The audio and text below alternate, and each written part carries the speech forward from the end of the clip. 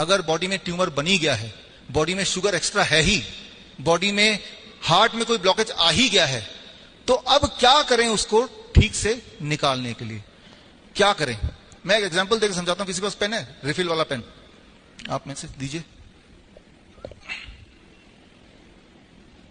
अब देखिए, जो लोग एंजियोग्राफी कराते हैं या जो लोग एंजियोप्लास्टी कराते हैं, तो एंजियोग्राफी एंजियोप्लास्टी में क्या होता है, एक कैथेटर या यूं बोलिए एक तार आपके ब्लड वेसल में डाल देते हैं, इतना तो आपको पता है। और अगर आपके कहीं पे भी कोई ब्लॉकेज है तो ब्लॉकेज टूट जाएगा, हट जाएगा, राइट। फिर एक वहां पे कोई स्टंट डाल देंगे, कोई रिंग डाल देंगे, तो ये आप ठीक हो गए, ऐसा मानते हैं। अब मानिए इस तरह के तार और ये आपका ब्लड वेसल है और अंदर एक ब्लॉकेज है। अब जब ये बार बार जाएगा तो वो क्या टूटेगा ना, ये तो बोलते ही है। अब वो गार्बेज टूट गया है, लेकिन गार्बेज बॉडी के अंदर ही है ना इस वक्त भी, तो क्या होगा, वो ब्लड में पूरे बॉडी में घूमेगा या घूमता है, और घूम के अक्सर वो ब्रेन में अटकता है। अब होता है ब्रेन स्ट्रोक। तो जब भी आप सोचते हैं, डायग्नोस करके देख लेते हैं, एंजियोग्राफी करा के देख लेते हैं, तो आप अपनी तैयारी कर रहे हैं ब्रेन स्ट्रोक करवाने की। जो लोग यहां पे साइंस के स्टूडेंट हैं या इंजीनियर हैं, जो लोग लॉजिकल सोच सकते हैं, एक गार्बेज ऑलरेडी है, ब्लॉकेज है, उसको ऐसे बार बार करेंगे तो टूटेगा या नहीं टूटेगा? या तो टूट जाएगा। अगर वो टूट जाएगा तो पूरे बॉडी में वो ब्लड वेसल के अंदर ही है ना, गार्बेज बाहर तो निकला नहीं, राइट। तो अब वो जहां भी जाके फंसेगा, आपका वो वाला ऑर्गन खराब होगा, काम नहीं करेगा, आपको दर्द होगा, पेन होगा, मर जाएंगे, पैरालिसिस हो जाएगा, कुछ ना कुछ हो जाएगा। लेकिन कभी भी ये नहीं पता चलेगा, आपको बताएंगे नहीं, वो जो गार्बेज एंजियोग्राफी करने की कोशिश की गई थी उसी की वजह से ये एक नया प्रॉब्लम आ गई है आपको। तो गार्बेज को बॉडी से बाहर अगर आपको निकालना है तो निकालने का रास्ता वही होना चाहिए जो कुदरत ने आपको दिया है, ना कि वो रास्ता जो इंसान ने बनाया है, काटने छाटने का नहीं। एग्जाम्पल के तौर पे किस तरह से गार्बेज हमारे हॉस्पिटल में हम निकालते हैं, आप घर जाके क्या करेंगे? अब देखिए, मान लीजिए ये पेड़ नहीं है, ये ट्यूमर है या ये कैंसर है और ये बढ़ता जा रहा है।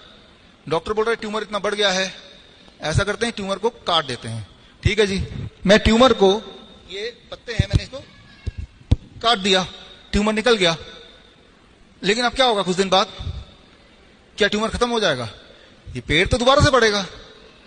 तो कभी भी सर्जरी से कोई भी बीमारी ठीक नहीं हो सकती, क्योंकि जड़ तो अभी भी है ना। जब भी आप स्टोन को निकालेंगे, ट्यूमर को निकालेंगे, पेड़ तो वही है, पेड़ को खाना तो मिल रहा है, वो ट्यूमरस ग्रोथ का कारण वो तो वहीं का वहीं है।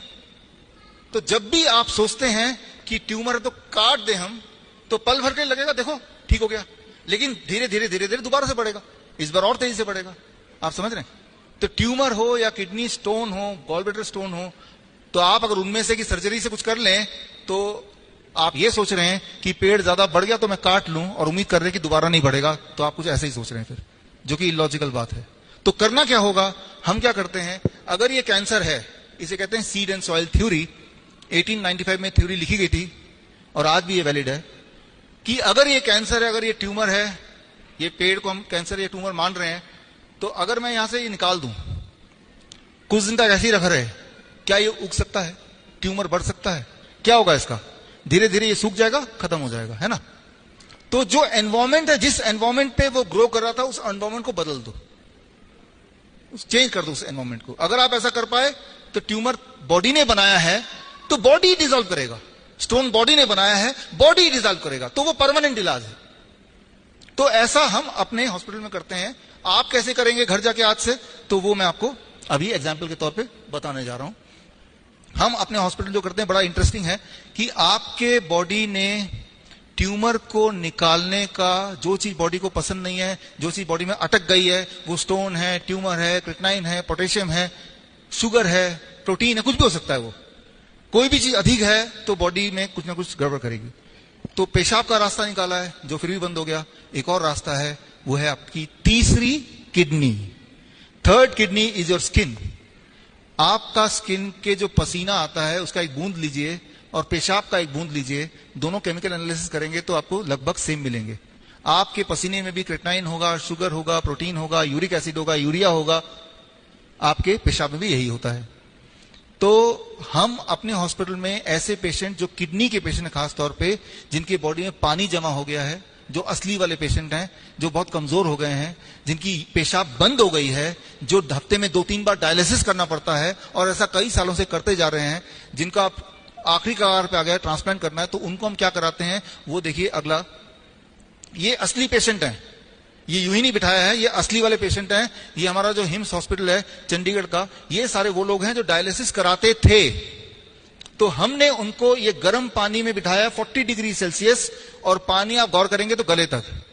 अगर आपके गले तक पानी हो, 40 डिग्री सेल्सियस पानी हो, इतना गर्मी हो, और ऐसा 2 घंटे तक आप बैठ पाए, तो बॉडी के अंदर जो एक्स्ट्रा है वो बॉडी से बाहर निकलना शुरू हो जाता है। As simple as that.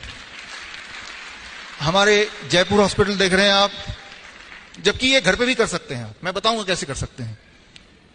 और ये सारे रियल किडनी पेशेंट जो ट्रांसप्लांट का इंतजार कर रहे हैं, जो डायलिसिस कराते जा रहे थे, मैं उनकी बात कर रहा हूं। ये जोधपुर का हॉस्पिटल है और ये रियल पेशेंट है। देखिए थोड़ी सी उम्र के बच्चे हैं।